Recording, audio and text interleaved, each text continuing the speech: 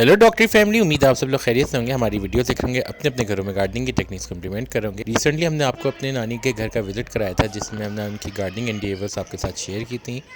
दिखाया था कि उन्होंने कितने फूलों के बीज लगाए हुए हैं और हम उम्मीद कर रहे थे कि उससे बहुत सारे फूल खिलेंगे। तो जैसे कि आप देख सकते हैं, अब यहाँ पे मैरीगोल्ड के इनके बेड्स बन चुके हैं। बहुत ही खूबसूरत गेंदे के पौधे, गेंदे के फूल खिले हुए हैं और इसके अलावा आप यहाँ पे और भी बहुत सारे फल और फूल देख सकते हैं। बहुत ही खूबसूरत कलर एडिशन हो गया है येलो और ऑरेंज का। 1.5 महीने पहले हम जो इतनी छोटी छोटी सीडलिंग्स देख रहे थे, अब हर सीडलिंग में 3-3, 4-4 फूल खिले हुए हैं। यहाँ पे आपने सनफ्लावर का भी पौधा देखा जो कि ड्राई आउट हो चुका है और मोस्ट प्रोबेबली हम इसको भी निकाल देंगे। तो ये इनके फ्लावर बेड्स हैं। आप भी हमारे चैनल पे इस तरह की क्लिप शेयर कर सकते हैं, जिस तरह की मैंने यहाँ पे आके बनाई है। ये एलोवेरा हमने आपको लास्ट वीडियो में दिखाया था।